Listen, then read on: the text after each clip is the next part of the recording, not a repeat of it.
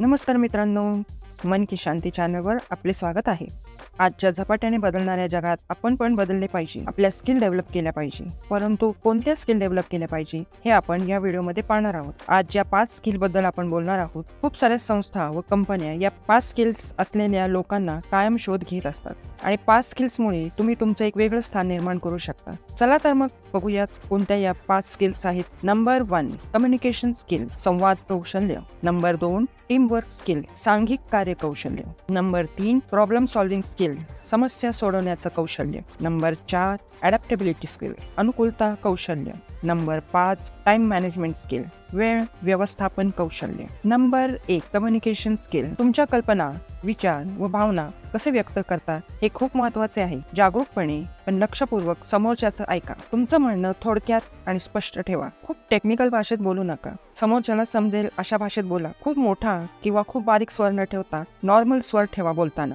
सहानुभूती आणि समजूतदारपणा ठेवा. तुमचा मुद्दा समोरच्यापर्यंत पोहोचण्यासाठी एखादं उदाहरण किंवा गोष्ट सांगून तो मुद्दा मांडण्याचा प्रयत्न करा. इतरांच्या मतांचा आदर करा. इतरांशी ते बोलत असताना त्यांच्या बोलण्यात व्यत्यय आणू नका. आपले मत व्यक्त करताना आक्रमक न होता ठाम राहा. वेगवेगळ्या लोकांशी बोलताना योग्य भाषा आणि स्वर वापरा. मन आणि डोके कायम ओपन ठेवा, म्हणजे रिॲक्शन स्वीकारताना त्रास होणार नाही. प्रभावीपणे संवाद साधण्यासाठी सोशल मीडिया आणि इतर डिजिटल साधनांचा वापर करा. नंबर 2 टीमवर्क स्किल, कोणत्याही कामाच्या ठिकाणी कोलॅबरेशन आणि कोऑपरेशन आवश्यक आहे. इतरांच्या विचारांचा आणि मतांचा आदर करा. ग्रुपमध्ये कॉमन गोल्स साध्य करण्यासाठी इतर सहकाऱ्यांना कोऑपरेट करा. ग्रुपमध्ये जे काम तुम्हाला दिले आहे ते जबाबदारीने करा. ग्रुपमध्ये कम्युनिकेशन चांगलं ठेवा. फ्लेक्सिबल आणि कोऑपरेटिव्ह राहा. तुमच्या ग्रुपमध्ये सगळ्या सदस्यांशी वागताना त्यांना कायम सपोर्टिव्ह आणि कायम त्यांच्या कामांना चेअरअप करा. एखादा वाद झाला ग्रुपमध्ये तर तो डिप्लोमॅटिकली व रिस्पेक्ट ठेवून सोडवा. ग्रुपच्या चर्चेमध्ये सामील व्हा. विचारांची देवाणघेवाण करा. ग्रुपमध्ये काम करत असताना पुढे काय चॅलेंजेस आहे याचा अंदाज येण्यासाठी आधीच अलर्ट राहा. जर तुम्ही रिमोट टीम बरोबर काम करत असाल तर योग्य टेक्नॉलॉजी आणि टूल्सचा वापर करा. इतरांकडून शिकण्याची तयारी ठेवा. वेळेचे पालन आणि ग्रुप डिस्कशनसाठी कायम तयार राहा. चांगला श्रोता व्हा आणि विचारपूर्वक प्रश्न विचार.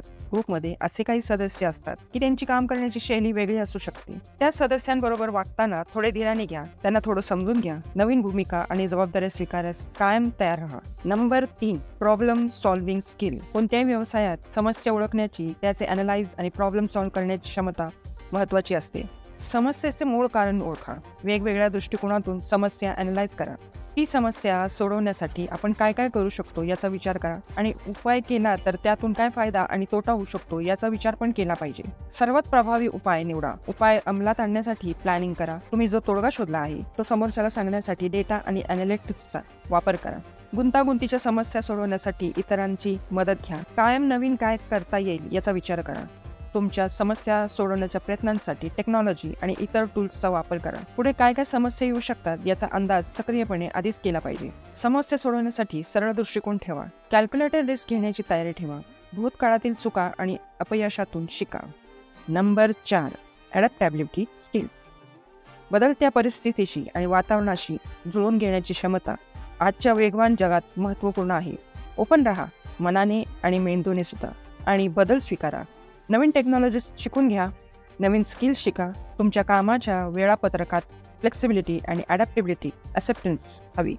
नवीन जबाबदाऱ्या स्वीकारण्यास तयार राहा. तुमचा निर्णय सांगण्यासाठी अॅनालिटिक्स किंवा डेटाचा वापर करा.